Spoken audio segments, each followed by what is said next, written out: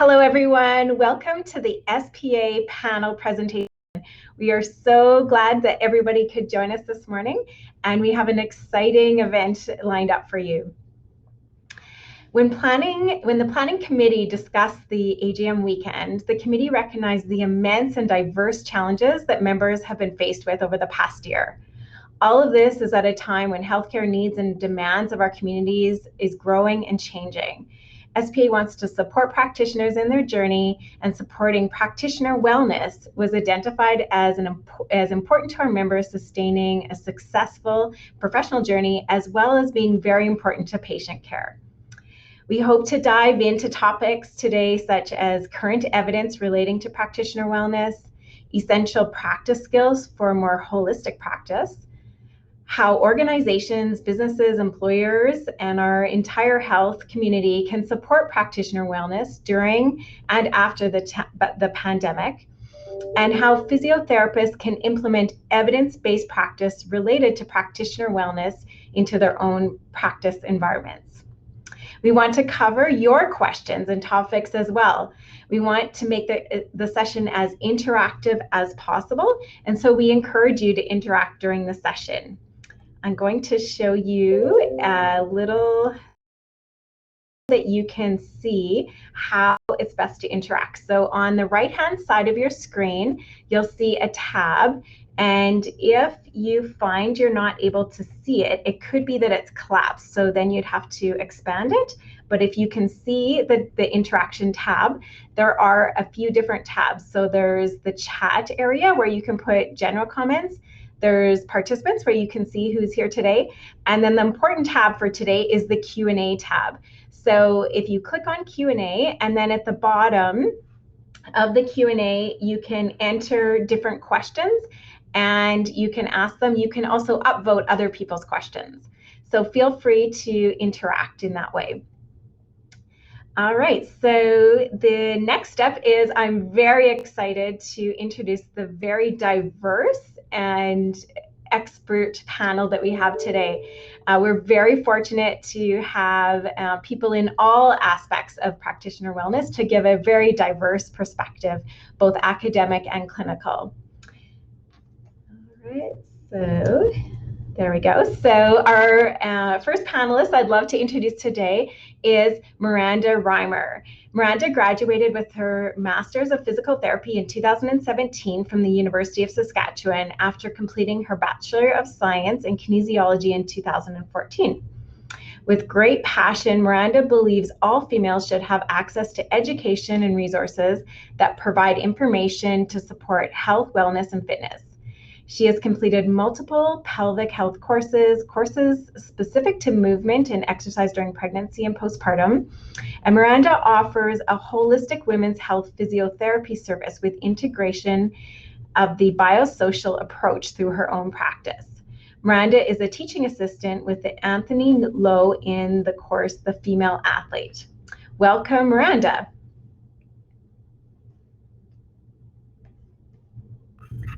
Hi, everyone. Today, I'm looking forward to sharing some of my own personal thoughts as well as hearing from all of you. So I'm so excited. Awesome. Thanks, Myranda. Our next panelist that I'd love to introduce is Adrian Van Gul. Adrian is a physical therapist and yoga therapist. She is passionate about making physiotherapy and yoga accessible to all. This passion has driven her to start Van Gul Wellness, where she focuses on addressing and eliminating the barriers that prevent people from taking part in yoga and from receiving physical therapy services. Van Gul Wellness strives to offer a welcoming and culturally safe environment that addresses historical health inequities due to colonialism while making space for Indigenous wellness practices. Adrian has experience in home care and private practice settings, working with individuals with a wide range of injuries from musculoskeletal, neurological, chronic pain, vestibular dysfunction, and more. Adrian has a passion for spreading the joy and holistic benefits of yoga to those who are looking to restore balance in their life. With the addition of her children, she has a new appreciation for the rewards of finding that balance. And she was the recipient of one of our SPA awards last night. So thank you and welcome to Adrian.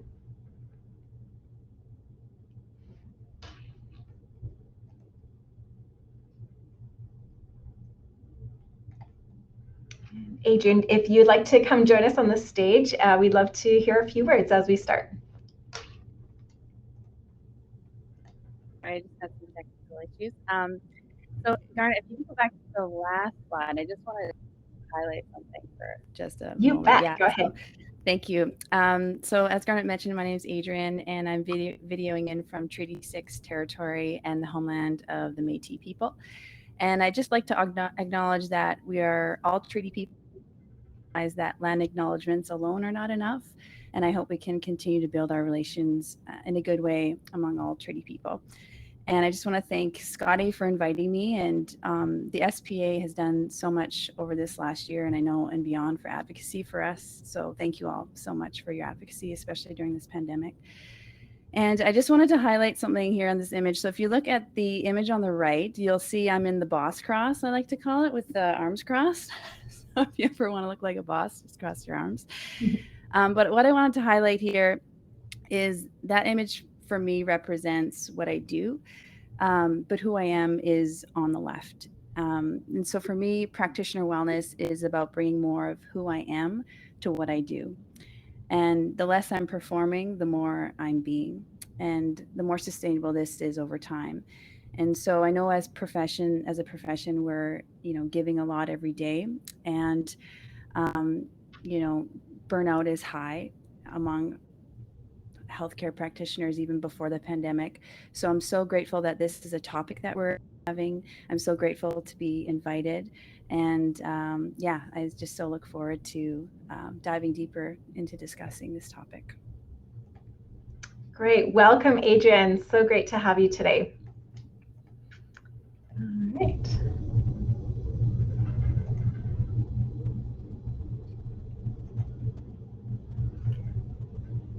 All right.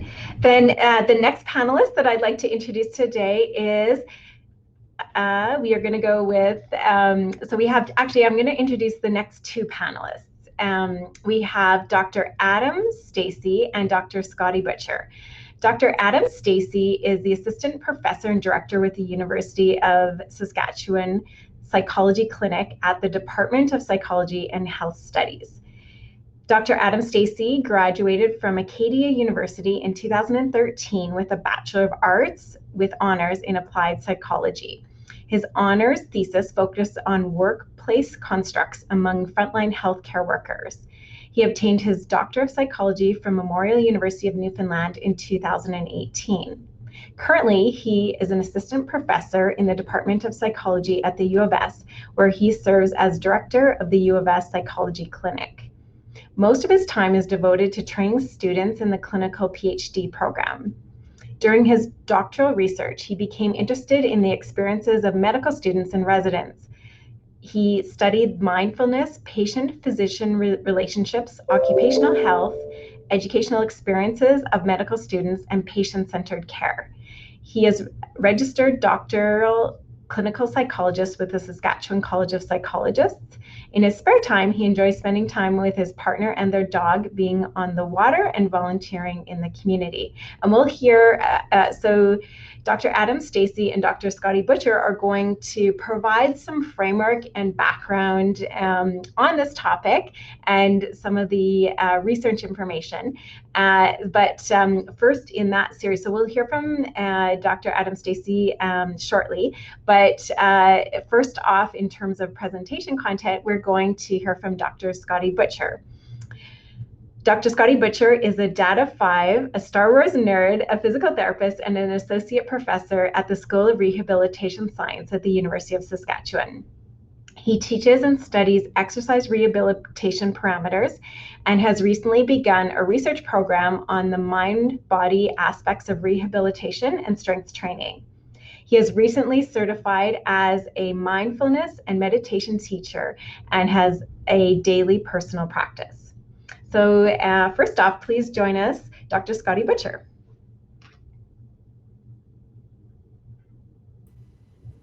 Good morning, everyone.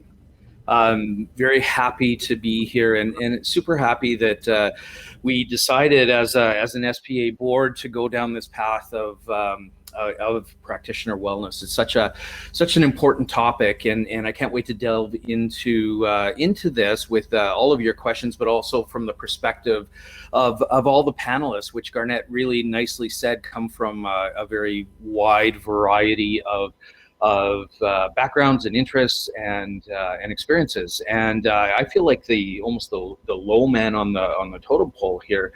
Although I'm not supposed to say that. I apologize for saying that. It's a culturally inappropriate saying. It's one that I've used forever, and I'm trying to get out of it. So I am the person who has the least amount of experience in my perspective, is what I'm trying to say. I mostly come from my own personal experience as a practitioner with mental wellness issues, which we all have certain degrees of mental wellness issues.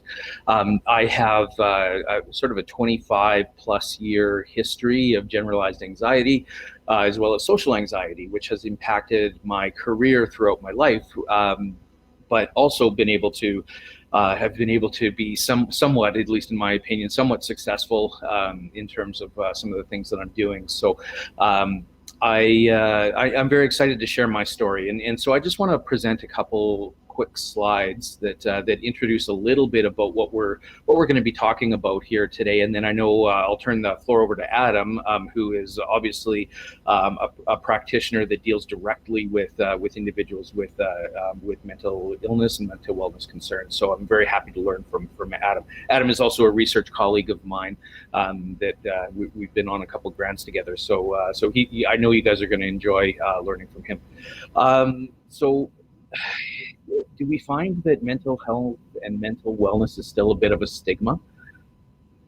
Put your thumbs up if you think that there's still some stigmatism to this. Yeah, exactly, right? So we need to break that, and the more we talk about it, the more we can normalize talking about it. And to me, it's no different than any physical ailment you may have, where these physical ailments are all accepted, but the mental ones aren't. And it's the number of times I've heard something like this, and I'm guilty of this too, thinking, well, someone's depressed, they're sad, they're not responding in a way that you would expect them to respond or want them to respond. And it's like, oh, wow, just cheer up. It doesn't work that way. Garnette, you can move to the next one. In men's mental health, it's even worse. Just I know that there's only a couple men in the room today. It's just, I think it's just Adam and I. There's John's on here too. It looks like, and just looking through the names. But it's almost even worse. It's like, I need some help me out here, and oh yeah, just be a man, and then we drown. And so that is a very common sort of feeling, and it's a common perception that definitely is out there. Next one. So for me, it's a matter of talking about it. And I found that one of the greatest helps that I had personally in terms of dealing with my mental health issues is talking about it. And sometimes, in behind the scenes, like there's fire going on, and it's like, no, I'm just going to make jokes and pretend that it doesn't exist. But the more that you talk about it, to varying people, for me, the biggest revelation was after it was about 2 years ago, I had a few panic attacks, and which were worse than any that I'd had in my life. And I found that opening up about them and the learning that I had around what that actually meant, what that meant in terms of my stress levels, what that meant in terms of my coping mechanisms, what it meant in terms of how I interact as a professional with not only students, but colleagues and other professionals, and even family. It was very, very challenging for me, but finding mindfulness and finding a voice in this was one of the biggest things that I could possibly do for myself. And so I'll share some of my experiences as well. Okay, next slide. And often, that fire in the pack is totally ignored. And as I said, it's the exposing of it that makes the biggest difference from my perspective, and being able to talk. And I know that's not universal. I know Adam can probably speak to a lot of this as he gets into his part of the presentation and part of the panel. Not everybody responds in the same way to different interventions. Well, that sounds very familiar, because that's the same thing in physical therapy, that we do have to look at the individual and what is appropriate for each individual. And for some people, sometimes you just have to ignore it, but the more you ignore it, the less you can progress. Okay, next slide. So I know Adam and I are both going to talk about mindfulness, and this is sort of where we came together as researchers, is with mindfulness as our sort of common denominator. And for those that aren't familiar with mindfulness and what we're actually talking about, this is Dr. Jon Kabat-Zinn. He is what many consider to be the grandfather of the Western approach to meditation and mindfulness. I mean, mindfulness and the concepts around it have been around for centuries, and really arrives from the Buddhist tradition. But what Dr. Kabat-Zinn did was to bring some of the philosophies around the Eastern wellness side of things, to bring it into the Western style of medicine and health and wellness, and really secularized it. And so when I talk about wellness, I don't talk about it from a specifically a spiritual perspective or a religious perspective. I talk about it from a very secular perspective. What does the effects of mindfulness have, or what do they have on the body, the physiological responses, the behavior? His definition, which I've learned a lot from through some of the work that I've done, mindfulness is paying attention. And that's really what it is. It's the act of paying attention, being aware of what we are doing, what we are feeling, the situation that we're in, the surroundings around us, the emotions we have, the thoughts we have. But in doing that, in being aware, we do that on purpose. That's a key part of this, is that we are actively paying attention, not just sort of rambling through. And the most important part of this is that it's non-judgmental. So we don't go into this practice of mindfulness in looking at, well, I want to do something. I'm judging my feelings. Oh, I had a negative thought. That's bad. My mind wandered off to other thoughts. That's bad. Like, these are the things that we don't want to do. We don't want to judge them positively or negatively. And the idea is that we just, feel what we feel and then let it go. And it's that act of being aware and letting all of these things go allow you to see them. And that, to me, is the biggest thing, is that you can see what's going on. You can feel what's going on. When you get stressed and anxious, you can feel it. Some people feel it in the chest, it's in the throat, it's in the shoulders, it's wherever in the stomach, wherever people end up feeling it. For me, it's in the chest. So that's sort of the aspect of it, but we don't judge ourselves for it. Okay, next slide, Garnette. Mindfulness is different than meditation, although there is a very obvious link. Most people practice mindfulness in terms of the learning of how to be mindful through specific practice, and a very specific practice around mindful meditation. But there's other ways to meditate. As I see there, as I've shown there, there's many other ways that you can look at trying to meditate or having a practice of meditation that doesn't involve mindfulness. But then the converse is true, is that you can be mindful without meditating. And so I find that while I do have a daily practice, my daily practice doesn't always involve meditation. Often it's just being mindful in the circumstances that I'm in. And so this is, any sort of movement, walking, eating, just finding mindful moments. But from a clinician perspective, and for me as an educator and a researcher, I find bringing mindfulness into rehab, into treatment, and in particular for me, what's really important is bringing mindfulness into my family, and being able to be mindful for my kids and my wife, and understanding that any of the stress reactions that I have, knowing what they are, and that I don't project them onto the family, and I can be a better father that way. So that doesn't involve really meditating. That involves actively being mindful of how I'm feeling at any given point in time. Next slide.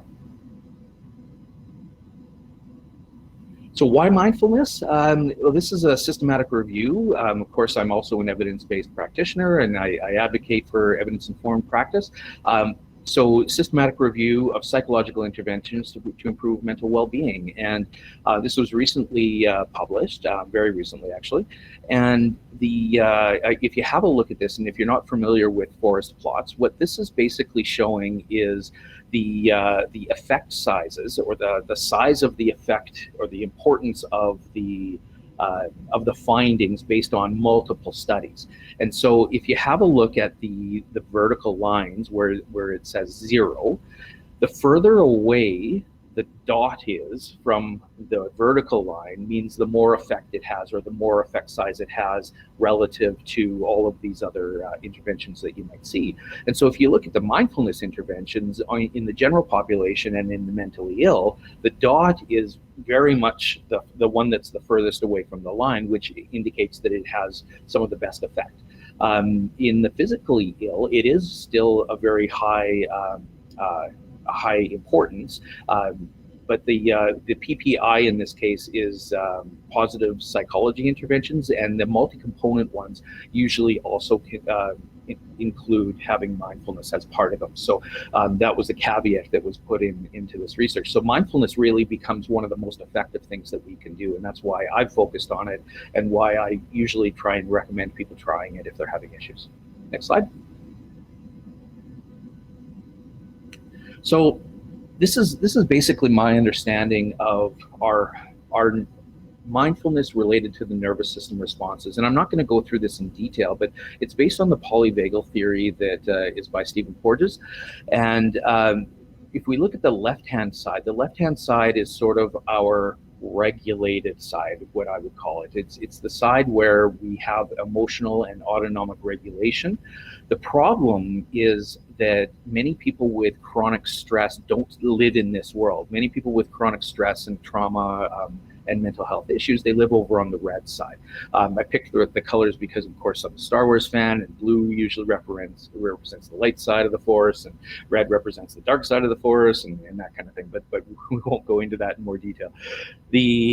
The right side is the side of what we would call dysregulation. And this is where I know most people have heard of the difference between fight and flight, or fight, flight, and freeze, versus rest and digest. And so if we look at it purely from a sympathetic versus parasympathetic perspective, it really only takes account in terms of zones 1 and 3, where 3 would be the sympathetic overload, and 1 would be our parasympathetic rest and digest. But it's really more complicated than that. That we actually end up spending some time in multiple zones through the polyvagal theory, being that there's a dorsal and a ventral system in terms of the vagus nerve that really control things in different ways. And the combination of having sympathetic activation with one of these dorsal ventral system, or the ventral dorsal vagal system, or the ventral vagal system, that we can go from situations where we do want sympathetic inputs, in other words, zone 2, where we want to be engaged and active, and we want arousal, and we want the ability to be attentive in a very positive way, but we want to be able to be in control of that, or have our autonomic system respond to that well, so that we don't flip into overwhelm. And so, Garnette, if you could just click I think there's an animation that comes up. So if we look at the left-hand side, this is really our regulated sympathetic system, or our regulated ventral vagus system in the parasympathetic side. One more click. And then, of course, on the dysregulated side, you have sympathetic, and then you have the dorsal vagus, which is the parasympathetic. So I'm not going to go into more detail than that, but just this is sort of my basic understanding, and we can certainly talk about this as part of the Q&A. Next slide. All right, so that is where I come from. I am very happy to turn this over to Dr. Stacy, who is, as we know, is a registered psychologist and an all-around great guy. He loves bourbon as well. Or is it Scotch? It's one or the other. I'm not picky. Okay. Thanks, Scotty, and good morning, everybody. Really happy to be here with you. I too am joining everyone from Treaty 6 territory here in Saskatoon. So it's nice to have everybody here. Like Garnette said, my name is Adam Stacy, and I've been really curious about how healthcare professionals take care of themselves for a while now. Say the better part of a decade, studying these sorts of things. And a lot of the funding that I got from my research actually stems out of health authorities wanting their practitioners to be giving better care to people, which is a little bit sad because we know that healthcare professionals are really stressed, not necessarily the most happy of people all the time. And that obviously has impacts on the care that we're able to provide to our patients or our clients or people who access our services, whatever kind of thing you call them in your work. I think we can go to the next slide there, Garnette. Thanks. So one of the things that I wanted to talk about here, I really resonated with something Adrian said earlier about this type of work really requiring a personhood, right? And we are people as healthcare providers, but unfortunately, healthcare is really a minefield of hazards for us as providers, and a safe argument could be made for many patients as well. One psychologist that I really like, actually a psychiatrist, is named Irvin Yalom, and he has a book. In this book, he talks about beware of the hazards of healthcare, but also to cherish the privileges. And so some of these are a little bit of double-edged swords here, but in our work, really the personal is professional. We're bringing our own stress, our own level of wellness to our work and to these relationships that we have with patients and clients. And unfortunately, in the healthcare system, burnout's really, I don't want to use triggering language here, but there's a pandemic of burnout in healthcare amongst healthcare providers for sure. We've known about this for a long time. So what do we do about this? One of the things is to be aware of it, and mindfulness really hinges on this awareness-based approach. Another thing is that we can look to these privileges that we also have as healthcare providers. There's a lot of meaning and satisfaction that we can get from our work. And it's nice to belong to this tradition of healing that really dates back, to time immemorial. And even on this land where, we're gathered today, traditional knowledge keepers and medicine people, the First Nations here in this country, but back to Greek philosophy, where people were really concerned about how do we take care of people. Ultimately, we want to do a good job of this. We want to provide high quality care to our patients and clients. And my argument here today is that if you're not taking care of yourself, you're not really doing the best that you can by your patients. And so I know that's a little bit of pressure, and I'll loop back to that idea later on.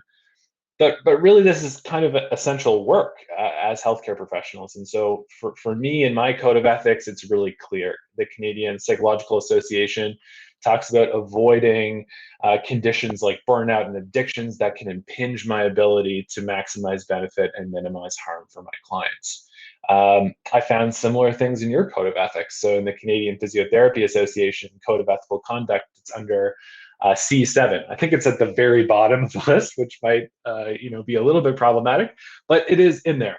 So for a lot of healthcare professionals, Doria mentioned in the chat earlier, I think when Scotty was asking about stigma, this excellent point that maybe our patients and clients don't have as much stigma, but that seems within our professional associations that there's a lot of stigma amongst healthcare providers. And that's very, very indicated in the literature too. So with physicians in the literature, we call this an avoidance of the patient role. And so as helpers, as helping professionals, we like to be the ones that are doing things for other people. And sometimes we have a difficult time accepting or seeking out help ourselves. So that's actually a really common thing. But also, if we're practicing ethically, we're trying to maximize benefit and minimize harm for our clients. We really are encouraged, or in my mind, required to do these things. So if you are the type of person who has difficulty practicing self-care because you don't have the time, or all of your energy goes to someone else, whether that be patients or friends or kids.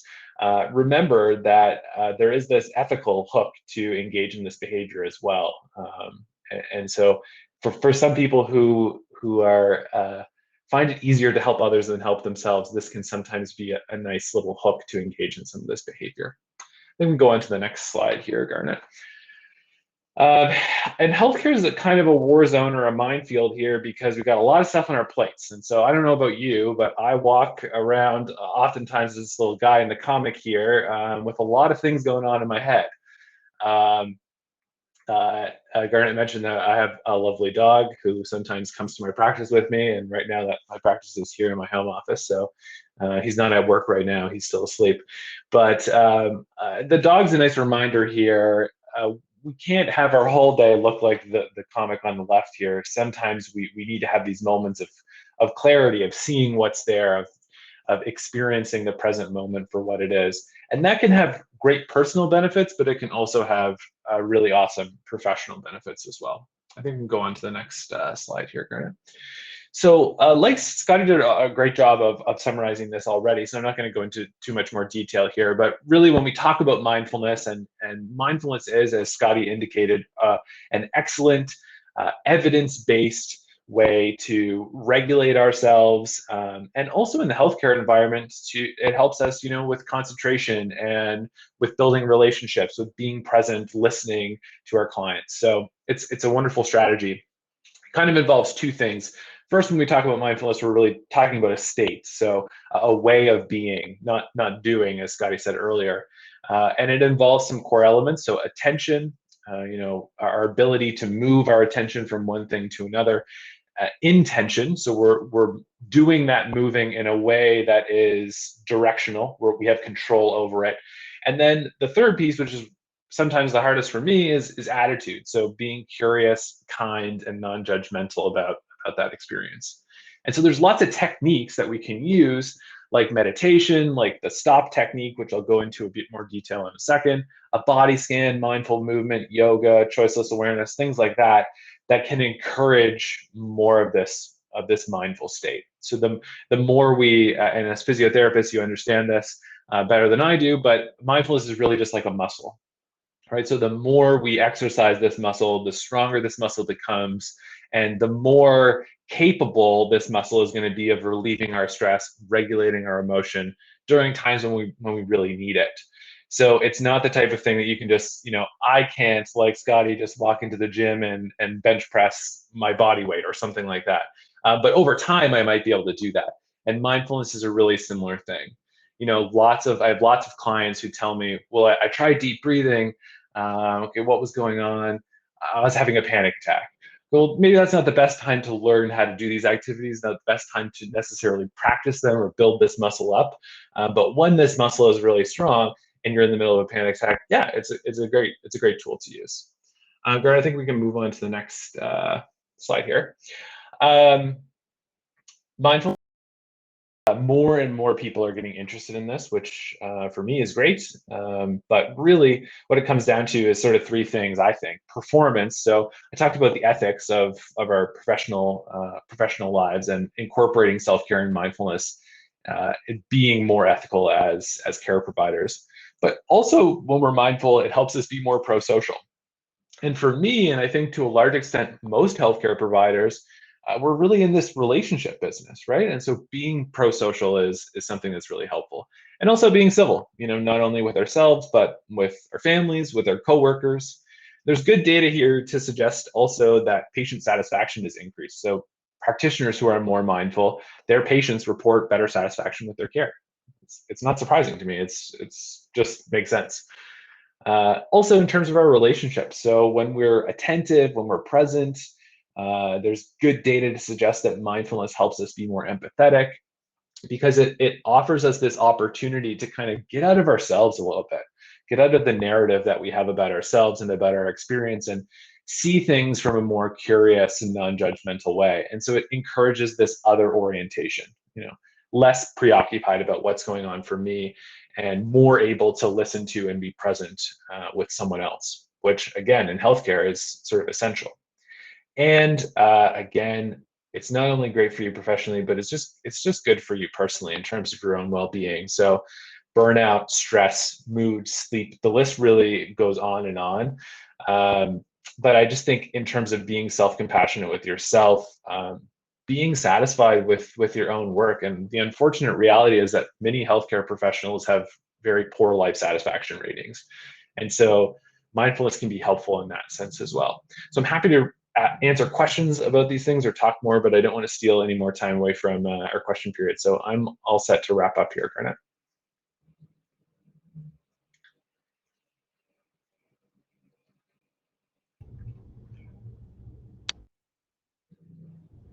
Excellent. Thank you so much, Adam. That was great. Okay, so now if I could have all of the panelists join us on the stage, and we're going to start our panel discussion.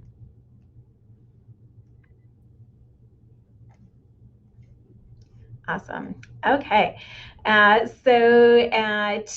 start us off, I would like to begin with Adrian.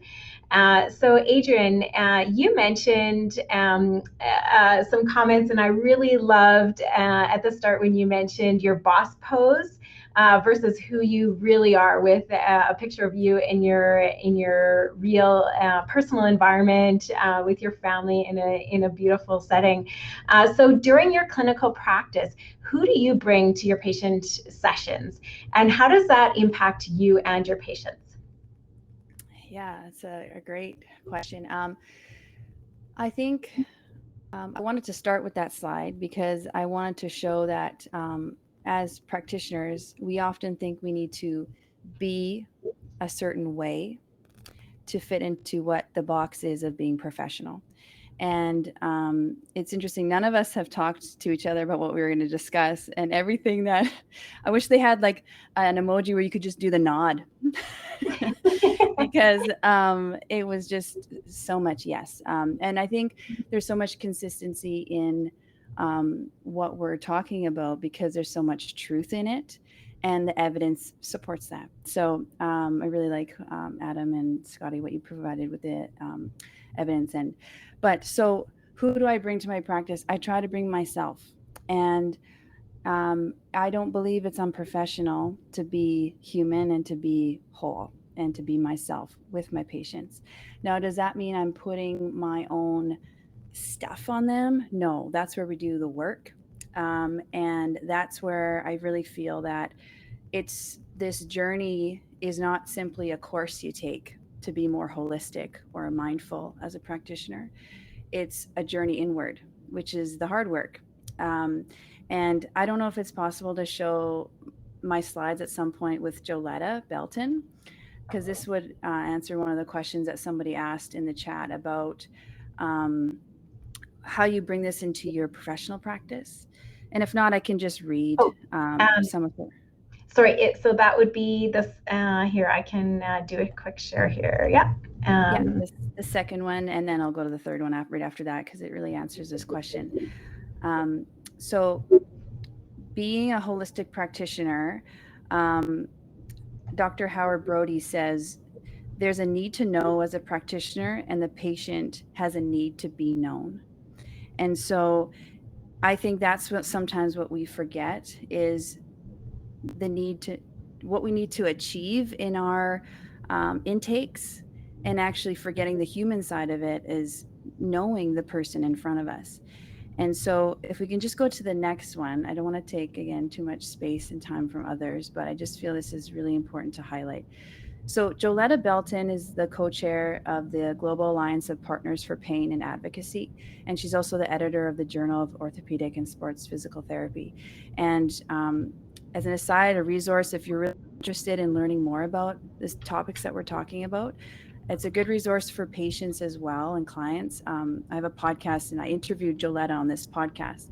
And she said in this podcast, it's the releasing of suffering we can always offer to a person, whether we know their diagnosis or not, whether we know what is causing their pain or not. We can always help to alleviate suffering.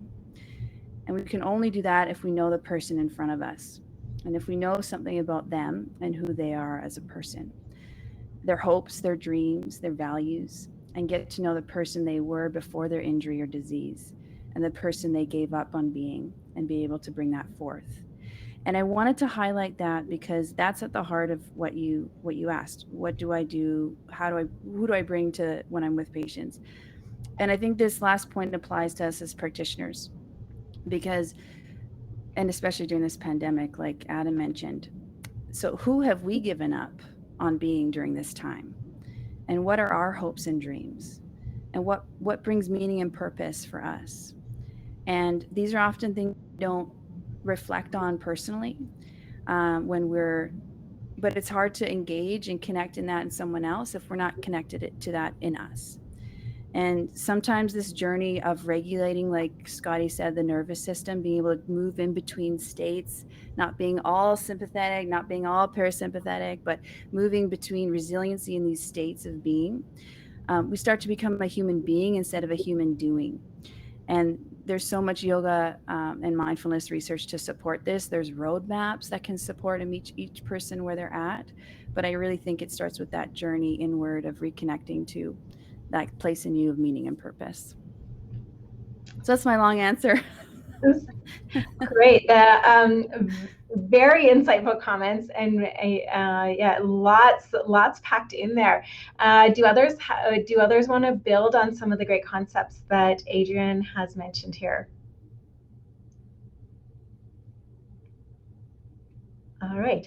Maybe I'll just say, sorry, Garnette. Maybe I'll say one thing quickly, but I go back to. Adrian's right. I wish there was this nodding emoji that we could use. It'd be great. But it's interesting. Scotty presented that psychological tree graph there.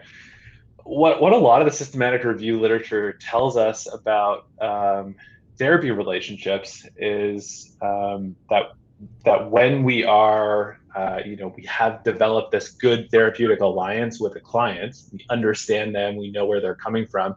That's actually the primary driver of a lot of our interventions, which is very, very disheartening to my PhD students who I supervise, because for some reason, no one has told them this when they come to me for supervision, and they're obsessed with knowing the right thing to say and for a client.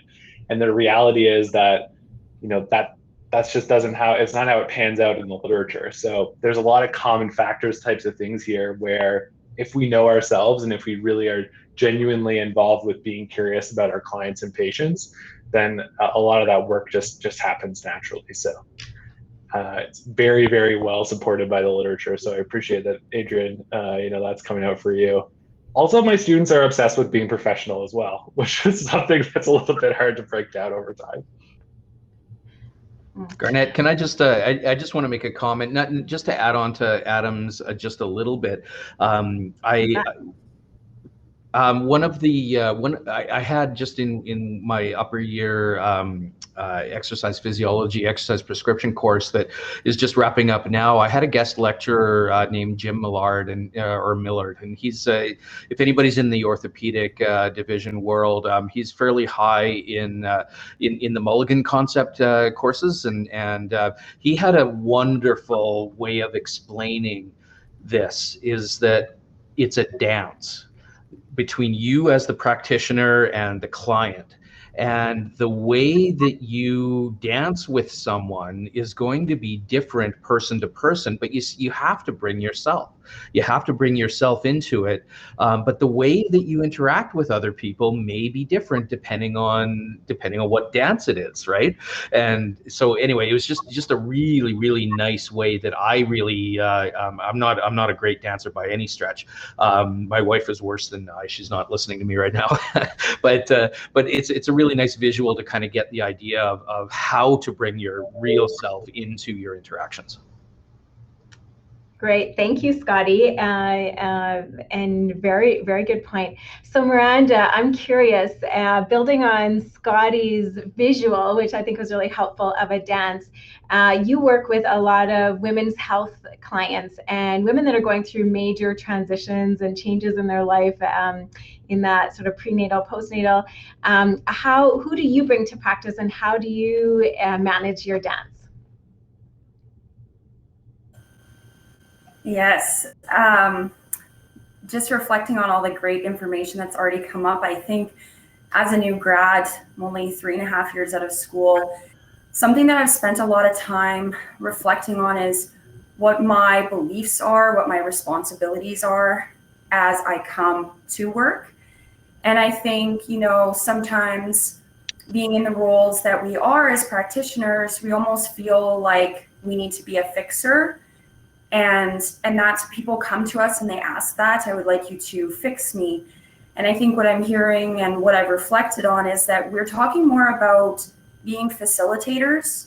So we're bringing ourselves to the interactions with other people, recognizing where we are for ourselves, and then of course what the evidence speaks to and clinical experience, but really being a facilitator. And I think that kind of speaks to Doria's comment when it seems almost to be more accepted for patients or clients to have mental wellness concerns, but maybe not as us as practitioners. And like I said, on reflecting for myself, you know, again, I'm stepping back and thinking, well, what is my role in the interactions as a facilitator, kind of as someone that's helping to maybe, you know, keep that dance going, or whatever words we want to use. So when I show up, I am present and I am engaged, attentive.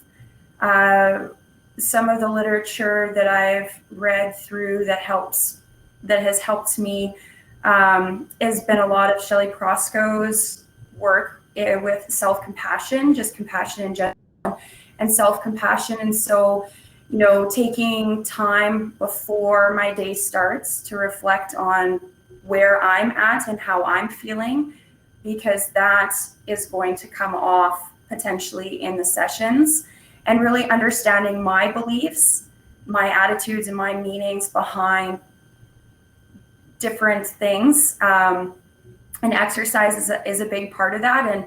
And with my journey working with expecting and postpartum people, you know, what is my belief about exercise, and how can we make that accessible to people? So when someone is sharing with me that they're having troubles finding time throughout their day with a newborn or even with toddlers, you know, listening and hearing that from them is going to help me shape some of that guidance as a facilitator, right? And maybe we don't have to view exercise as movement as something that needs to be done in one big chunk of time, just like mindfulness, what Scotty was saying, but little moments maybe throughout the day. And then that kind of leads me to share that that's mindfulness, and that checking in with myself is happening throughout the session, and checking in with myself, and then, you know, checking in and observing and asking questions of the individual that's in front of me. So yeah, just growing and really taking the biopsychosocial model seriously and really truly to heart for myself when I'm away from work, and then when I come to interact with people. Great, thank you. And great suggestions on strategies to bring that mindfulness into practice in little chunks throughout. Adam had mentioned in his discussion that he mentioned a couple of the barriers to wellness being both time and energy. And so from the practitioner standpoint, but then also as we're working with patients. So do others have other recommendations on overcoming these time and energy barriers to practicing mindfulness or other exercise or other wellness strategies? Yeah, if you guys are okay, if I jump in here, this was a point I really wanted to discuss too, was, you know, we're in such a high pace often, you know, the physios that are doing the direct patient care, it's a very high pace day. And so much, if you're an employee, so much of your day is scheduled for you. And there's a lot of, it can feel like there's not a lot of choice there. And you can feel like you're running. and I know a lot of physios in the profession, we're running on adrenaline. And it's like, especially in the private practice setting, it's like, where's my lunch? I had to put someone in there. And you're running on adrenaline, and it's a high, but then at a certain point there's a crash. And so I feel I've explored this personally, and just through literature, what I found is, and during this time, and what I've heard listening to psychologists talk about how we navigate this time during the pandemic, and what I try and do in my day-to-day now is be very intentional in my booking of clients, and where I can find choice in space. And if I have a space, I'm not necessarily going to fill that with that report right there. I'm going to leave space to simply be. And it might sound silly, but just simply space to look at nothing, or space to just, like Miranda said, check in. But creating in your week, and maybe this is something, if you don't have that autonomy at work, maybe you can bring it up with your employer to ask for, I just need a bit more time. Can I have 15 minutes in between a patient or two? Or, we first need to, I think, learn that to ask for what we need. But that concept of space at work and space after work, scheduling less, just gives us more, it really releases a lot of the feeling like you're getting the thumb down. So that's something that I've tangibly started to implement, especially during COVID. And then just touching on the pieces that Scotty and Miranda and Adam have mentioned, mindfulness is not like sitting like a Buddha, legs crossed. It's simply recognizing the moment you're in and all that it comes with. The distractions, the things you don't like, the things, but not. Eckhart Tolle has a great quote. He says, suffering is resisting the moment you're in. And so trying to be in the moment as if we have chosen it. And it's easy to be in the good moments. It's harder to be in the moments where you feel, ugh. So that's just a tool that I've tried to implement, is like, I'm noticing I'm anxious. I'm noticing there's a loud noise. I'm noticing that patient has been waiting for a while.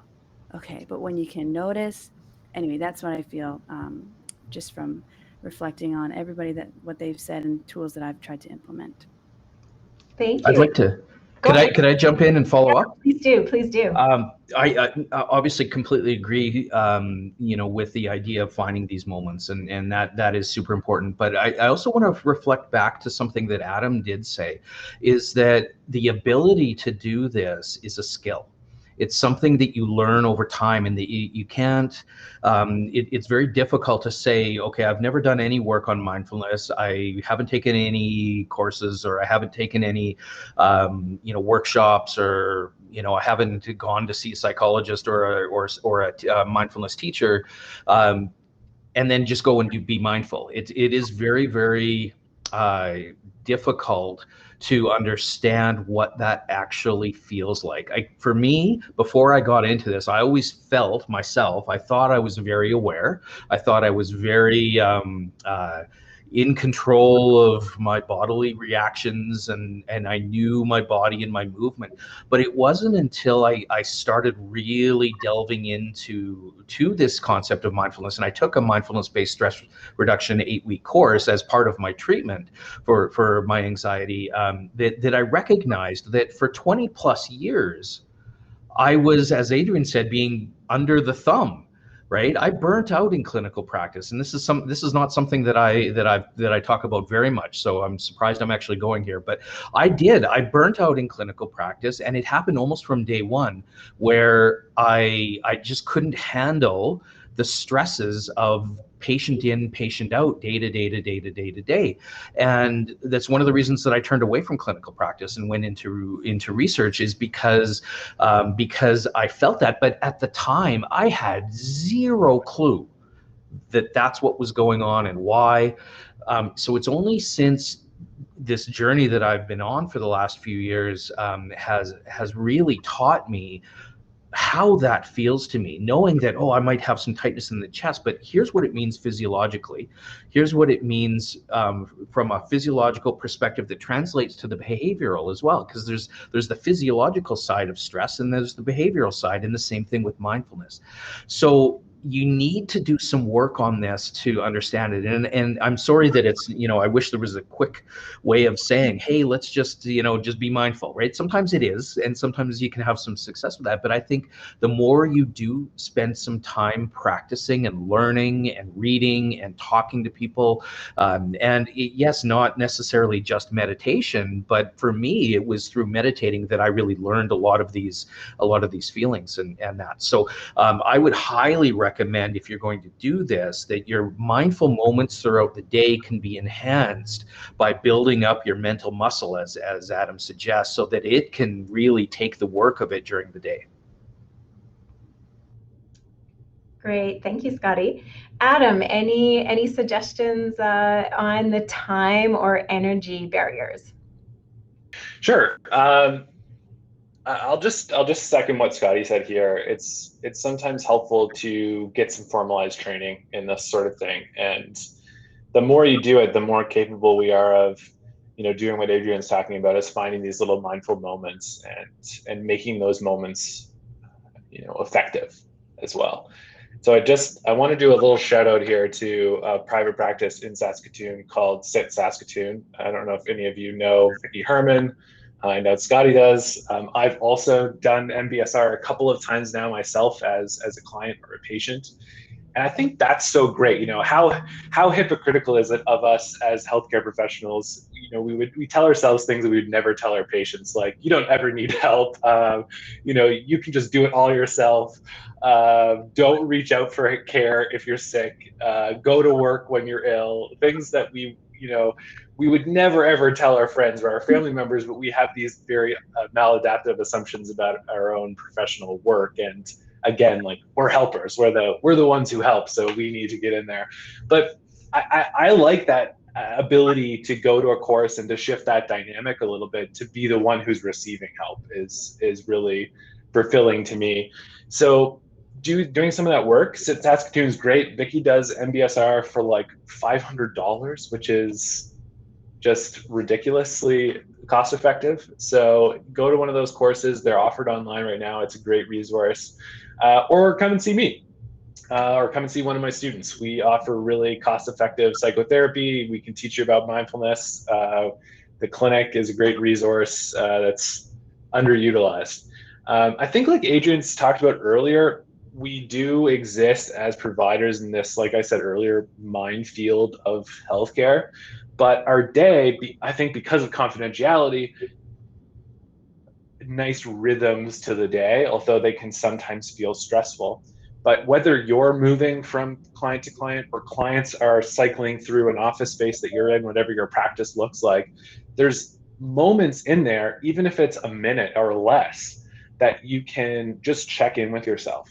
Like, I know we're all on Zoom, but I'm actually wearing pants today. But one of the things that our bodies filter out all the time is like, oh, my skin's actually making contact with clothing on my body right now. So little things like that our mind is just filtering out of our present experience, we can check in with that and do it repeatedly through the day. So yeah, when I have patients cycle through or students cycle through my office, I just guarantee that I give myself a little 1-minute breathing space where I can feel like, okay, feet in my socks in my shoes on the floor. Okay, here I am. I'm in this body. I'm in this moment right now. And then I can be more present for the next person who comes into my office. So it doesn't have to be, like Adrian said, long stretches of seated meditation. It can be these quick mindful moments through the day to just check in with the present. Great, thank you. And great suggestions on resources, Adam. If you could put those in the chat, people, a link or any information where people can research more, that would be really helpful. And thank you, Adrian, put some more of the title of her podcast that she had referred to. So thank you, Adrian. Garnette, sorry, just on the note of resources, I pulled this book off my shelf, but it's an amazing book, Altered Traits. I'm backwards. Is it backwards for you guys? Okay, anyway, it looks backwards for me. Daniel Goldman and Richard Davidson. This is one of the first books that I read on mindfulness, and it really, if you're a research nerd, but want like some practical implications of things, this is a fantastic resource. I mean, there's tons and tons and tons of resources out there, but this is the one that I've like dog-eared and wrote in the notes, and really one of the ones that got me into looking at the research behind things and some of the practical implications. So I highly recommend this one, and it talks about as Adam mentioned, the difference between the state of being mindful versus the trait of having mindfulness. And so this altered traits is basically saying that much of the research was on the state of mindfulness, but if you do mindfulness enough and you practice enough, you actually become, you have it as a trait, as an inherent trait, that you are just in general more mindful throughout life without even having to think about it. So fantastic resource if you're interested. Great, thank you, Scotty. And I love that analogy of the trait, and so and then also the prior analogy of comparing it to strengthening in that muscle. And so, yeah, how can we become strong as a strength being a human trait, and developing that as a mindfulness as a human trait. So very, very fascinating. Great. Okay, now I'd love to bring in some questions from the floor. We have lots of great comments. Feel free to enter more. We have a popular question here at the top of our voting. How can we navigate bringing mindfulness and meditation into our practice as physios while staying within our scope of practice? All right. So I'd love to answer that. I know, like, I'm sure everybody has their own perspectives, but this is one that I get all the time, and so I've really done some thinking about this, and you know, I certainly haven't talked with the college. I know we have some college representatives here, but from my perspective, a lot of it is that it's the phrasing around what we're doing. I mean, we're not, you know, like I went and did my mindfulness and meditation teacher training, just a brief version. I know Adam's going through the full MBSR teacher training at the moment. But you know, so you can do those sorts of things, but that isn't physiotherapy, right? That's something that's separate. In terms of our scope of practice, we have the ability to prescribe activities that involve relaxation as one, and this is one that falls under that category. In terms of our breath work, we talk to people about breathing. We talk to people about not only the style of breathing or the mechanisms of breathing, but you know, do regulate your inhale versus your exhale, which, I mean, isn't pure mindfulness per se, but it is one of the techniques that we use to try and help regulate our autonomic nervous systems, particularly through deeper, slower breaths and with particular emphasis on a long exhalation. Which, if anybody does yoga, that's part of what happens almost every class that I've ever been to yoga. It's so for me, it's one of those things where you can say, pay attention to, which is also a coaching cue, a teaching cue, right? You know, when you teach someone an exercise and you say, okay, I want you to do some knee extensions, so you extend your knee, which is typically all we do. But you can say, okay, while you're extending your knee, I want you to think about the feeling that you have in the muscles that extend the knee, or you can think about the feeling that you have in your knee, or potentially if there's some central sensitization or pain catastrophization. Anyway, you guys get what I'm trying to say here. In that sort of thing, you may say, let's just focus on our breathing. All right, so don't just I want you to go through your knee extensions that may have some degree of pain, but I want you not to worry necessarily about that. Let's just focus on your breathing, focus on what it feels like to do the inhalation and exhalation while you're doing your exercise or stretching or manual therapy or whatever it happens to be. And so from my perspective, mindfulness is a huge part of our scope of practice. Maybe not meditation per se, maybe not actually teaching someone how to meditate. That might be a little bit different. But these mindful moments and the ways that we sort of the techniques that we can use, like Adam, I know you brought up the stop technique. It's to me, that's, correct me if I'm wrong, Adam, but to me that's one that doesn't belong in the psychology realm. It belongs in healthcare. It belongs in to any medical professional that that can do this. And so maybe this would be a good thing for you to maybe talk about that. I don't know if you're wanting to at this point, but sure, yeah. Stop is a great little exercise that you can do. And so if you're trying to find, between clients some space to do this, you can do it in like a minute. So stop's an acronym. It stands for stop. So take a pause, like Adrian said, just be. You need to be doing things like checking your email. Stop. Take a breath. So a good belly breath. If you ever watch like a baby breathe, they know what they're breathing from your diaphragm. Observe is the O. So what's going on in the environment around you? You can maybe tune into sound, tune into smell, tune into touch or temperature. What's going on like in your mind, what's going on in your body. And then P is proceed. So you can just move on with, go about the rest of your day. But so we're using this attentional muscle to bring our attention back to the present experience, the present moment, what's going on for us in this moment. And we're doing that in an intentional way. So bringing this kindness, bringing the non-judgment, that's the attitude piece on there as well. So when I used to drive around places, before, when commuting was a thing, I would practice stop at stop signs or at red lights. A lot of my colleagues do this like when they go through a door. So finding like physical cues in your environment, whatever your practice setting looks like, that can be a nice encouragement to again, like stop and take this moment to be and not do. Great, thank you, Adam. Adrian, do you have comments on mindfulness and meditation in our practice while staying within our scope of practice? Yeah, I think, so much has been discussed in terms of what we can do in those moments, and like what Scotty was saying with, I think I wanted to touch on this a bit in this question, because I think we need to maybe shift a little bit. Scotty mentioned training, how we value this type of intervention versus other orthopedic or other trainings.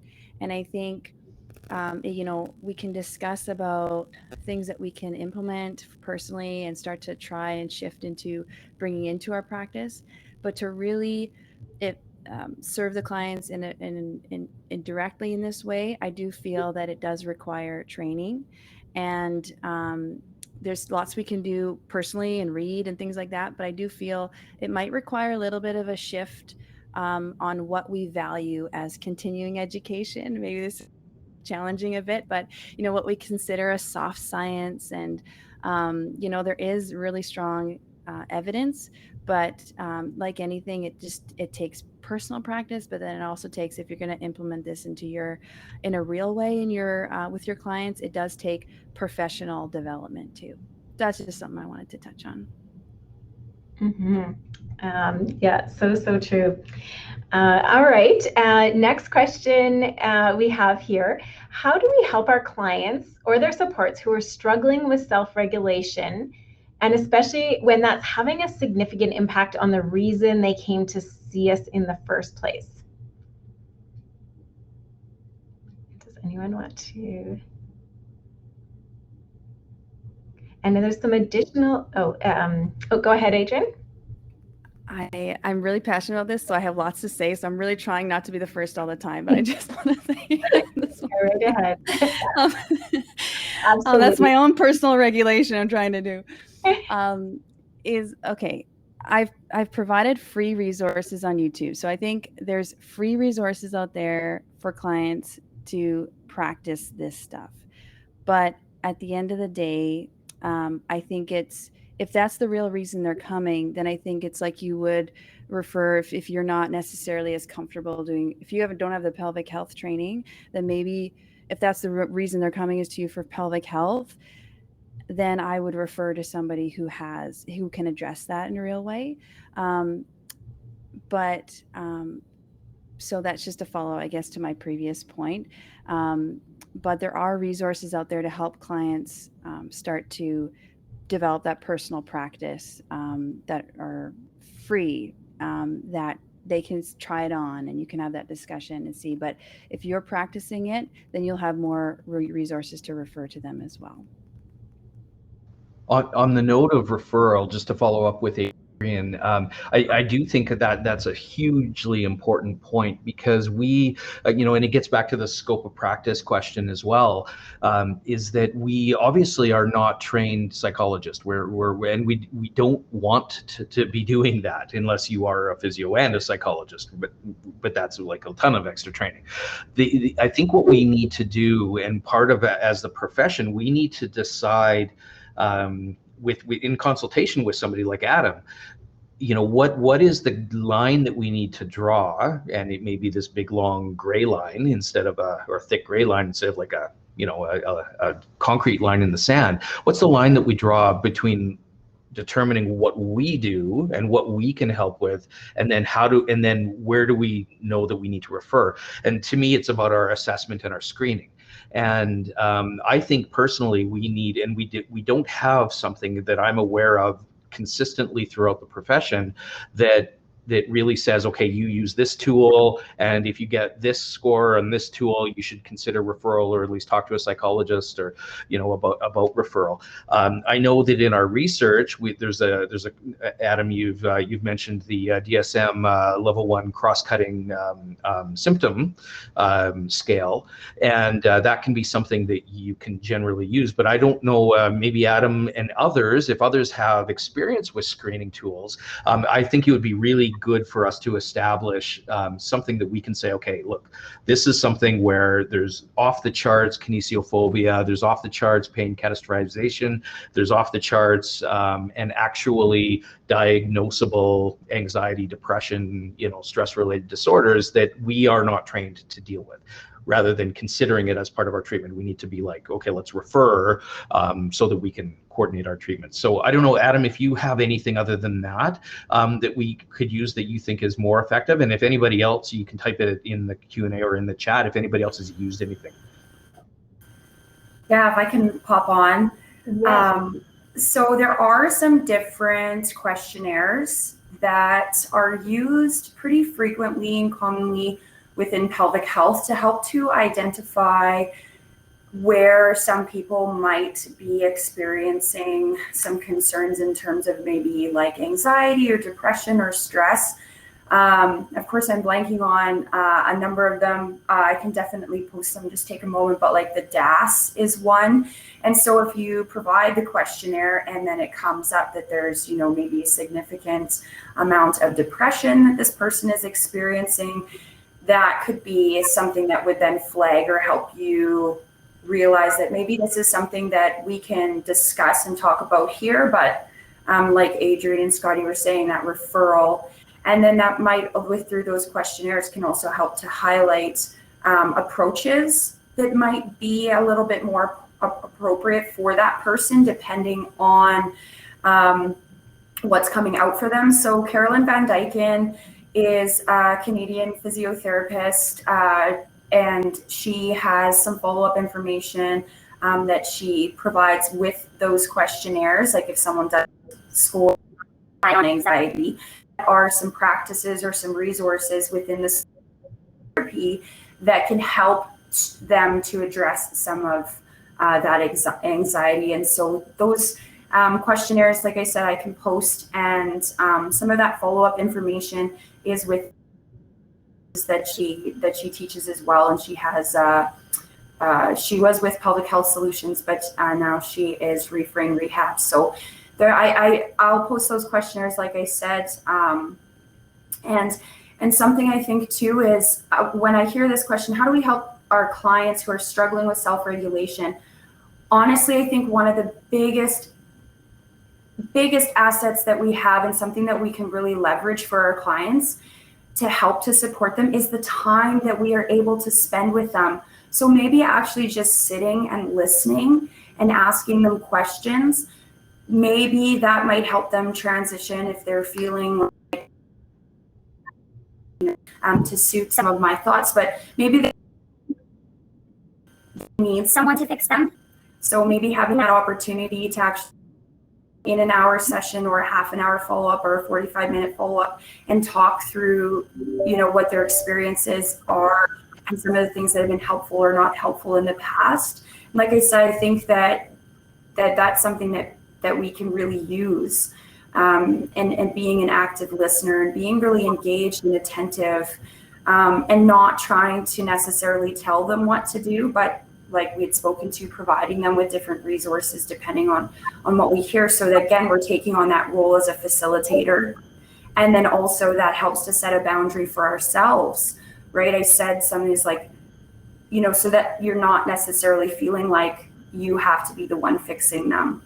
That caring, I think, just to bring it back to practitioner wellness is, that's an important point, and for me personally, but I think for lots of others too. Absolutely.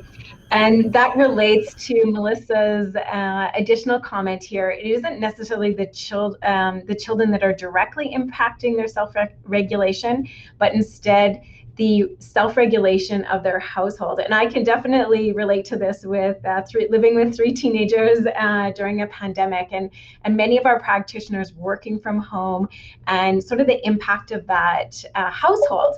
So do the panelists have recommendations on this comment?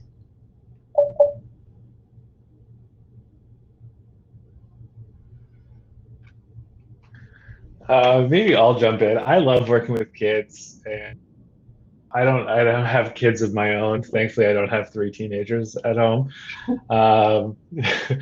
But when it comes to kids, you're your biggest influence as a parent on kids. And I think what Scotty said earlier about incorporating mindfulness into your household, I think is a great way to help with regulation of children, for sure. Another thing is just routine, and so that I think is actually one of the greatest opportunities that we have in the pandemic, is really bringing that bubble, or bringing our sort of circle of influence has become a little bit smaller, right? But we have a lot more control of some of the variables in our day than maybe we did previously, with commuting and interacting with lots of other people at our office, for example. And the same goes for our kids, right? So trying to develop a routine can be really helpful for people who are dysregulated. So that's one of the things when you have a lot of like emotional dysregulation, for example, and trauma. One of the things is to develop a predictable routine so that kids know, okay, this is what we do in the morning, or we end our day with some breathing exercises or story time, and we start our day with whatever it is. But having that predictability, as much as sometimes children push against those types of routines, that's really what they want. And that's what they want, like a clear boundary. They want direction, even in times when they're doing their job, which is pushing back against those boundaries and directions. Great, thank you. I'll just add on to that. Dr. Jackie Ottman, she's the Vice Provost of Indigenous Engagement at the U.S. And she talked about, I said, how did you do like your PhD and all the things you did with young kids? And she said, they're part of my world. So they did it with me. I would do my homework in the evening. They would do their homework in the evening. And that, to me, it just lit something in me. Like my kids are younger, but they want to be with me. So instead of me being really uncomfortable, like, okay, we're going to do this thing that they want to do again, I'm like, I started to try and have them be part of my world a little bit more. And so we do yoga together sometimes. And when I needed more time outside, okay, we were going to go for a walk outside and look at the trees and talk about the birds. And, but just for me, it was shifting. Okay, I don't have childcare. We're in this bubble. They're going to be part of my self-care. And in that, they're learning those skills too, of like maybe finding some more stillness, some more quiet. Let's be honest, they're nuts, but it's, I think, things we can teach them as well. Great, thank you. All right, so next question here. How can organizations, businesses, and employers support practitioner wellness during and after the pandemic?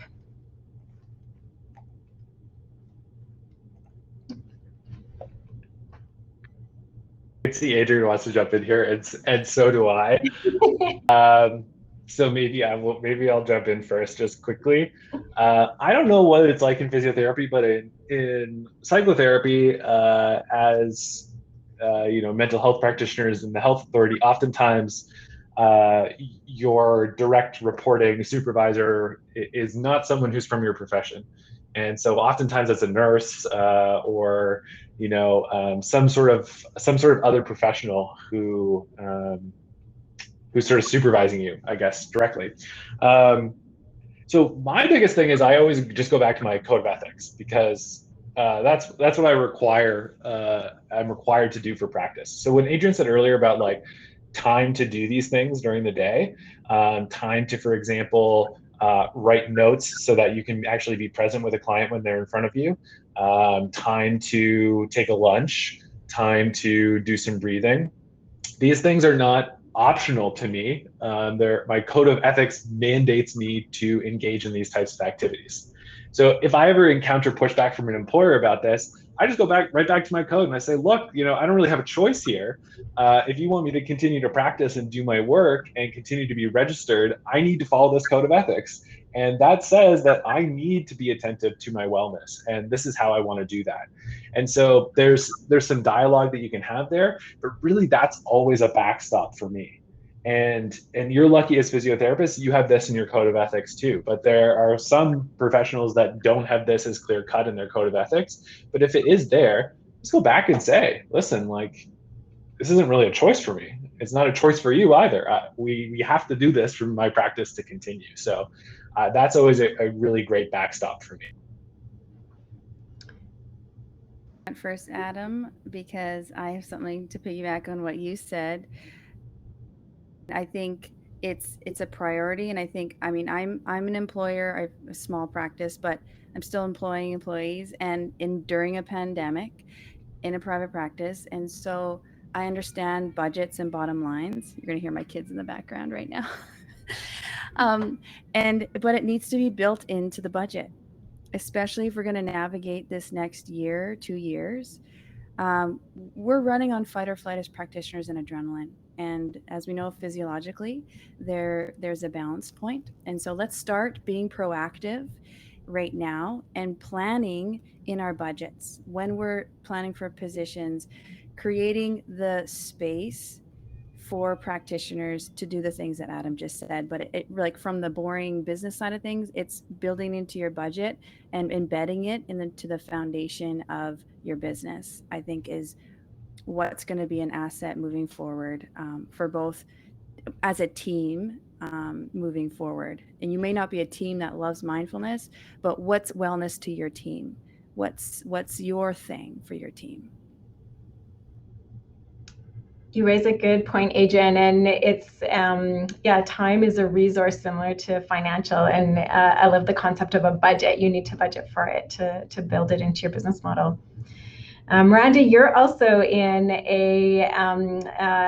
having your own business, and do you have perspectives on how to support wellness going forward and during and beyond the pandemic?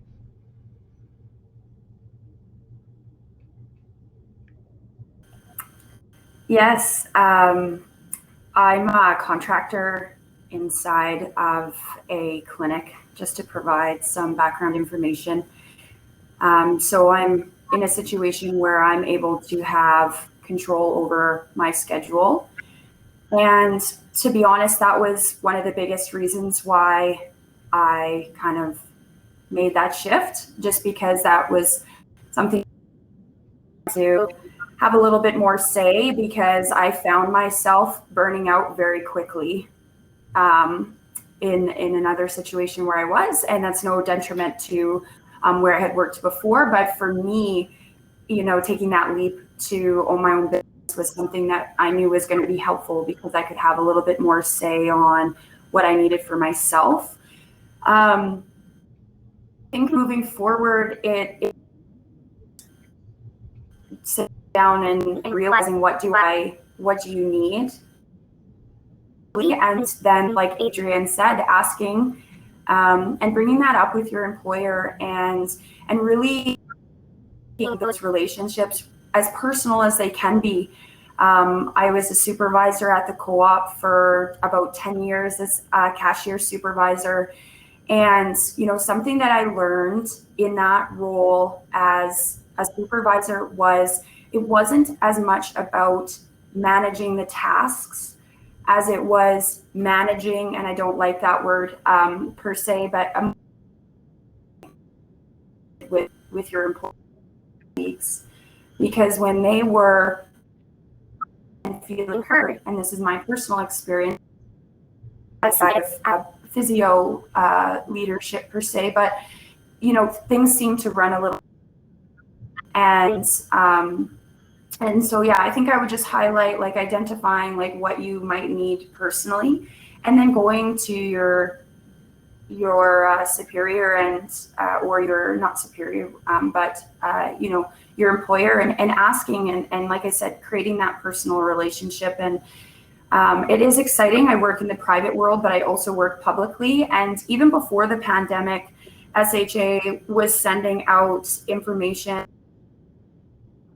in their emails about mindfulness and self-care and all of those things. So I'm confident that that's going to continue, because like I said, that was something I saw even before the pandemic. And maybe it's about going to your employer as well and asking for a suggestion. I love what Adrian said about budgeting.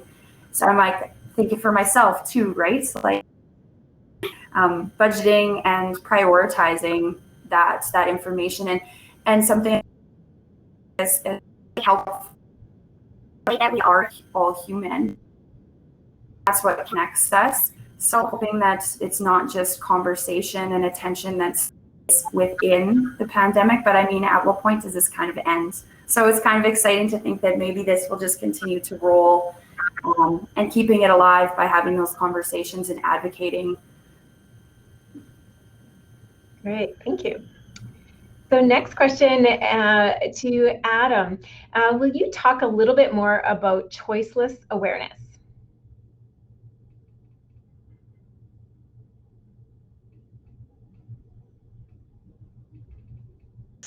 Sorry. I'm trying to attach something. 1 second. I'm going to put this in the chat. I think that this will send. I'm not sure. Yeah. So I just popped. This is not related to your question, which you're going to have to remind me of again, because I'm quite distractible, which is why mindfulness is helpful for me. But this is a great article from some mindfulness folks. So like Judson Brewer, who's super influential in the mindfulness world, but also Ruth Baer, who's like a measurement guru in mindfulness, as well as some management people. So it's actually from a business perspective. It's from the Journal of Management, but it talks about how to incorporate mindfulness into your workplace. And so if you are like Adrian and Miranda, like you're a business owner, you have employees, you're thinking about maybe doing this, and there is like a reward to this, not just in terms of health and wellness, but also like I talked about earlier, and how satisfied your patients are, how likely they are to continue with care, things like that. So it's an integrative review, so it's not too heavy on the research, but there's lots of really great elements in there. So check that out if you're interested. The question was what? I forget what the question was. Can you share a little bit more about choiceless awareness? Yeah, sure. Choiceless awareness is one of those techniques that we've, right? So we have techniques that enable us to foster a mindful state, or to be in this state more frequently. And choiceless awareness is one of those. So oftentimes in mindfulness based activities, or when we're meditating, for example, we have like an attentional anchor point. So you'll remember back to the definition that I shared about mindfulness. A big part of it is attention, our ability to move our attention from one thing to another thing. And so oftentimes that's our breath. So use the breath as an anchor, for example, and then, oh, now I'm thinking about what I'm going to have for lunch.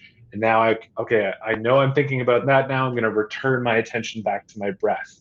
And so I've had one of my mindfulness teachers talked about mindfulness as being the practice of 1,000 beginnings, right? So every time we notice that we drift, that's the practice. There's no judgment there. There's no, oh shit, I'm thinking about my lunch and I should be thinking about my breath.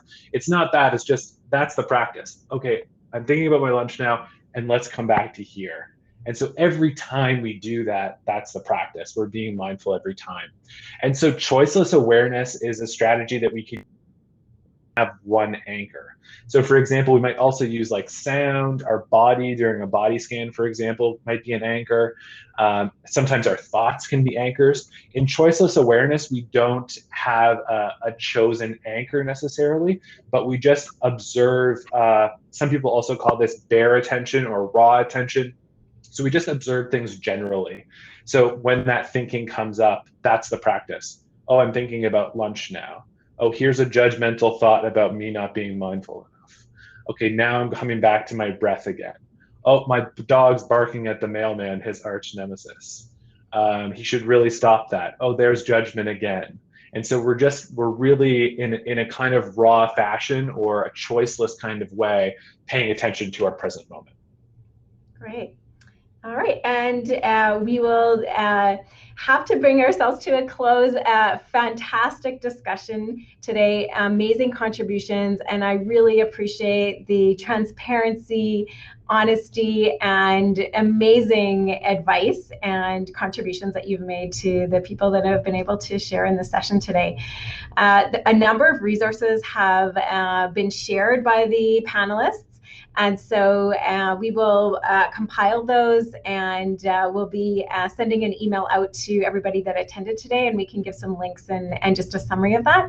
The session was recorded, so if you'd like access to the recording, we can facilitate that as well. So a sincere thanks to all of the panelists today, and for everyone for attending. It's been very eye-opening for myself and very enjoyable. From all of the comments and accolades, our attendees have really benefited significantly. So thank you all very much.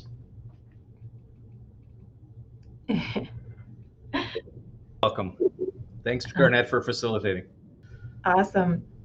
Okay, so next up we have the SPA AGM. You do have to go to another Remo link to access that. I will put it in the chat right now. If you go to your emails, there's also an email. It is for SPA members. So if you're an SPA member, we'd love to have you join the AGM. And I'll just put this in the chat here, the Remo link.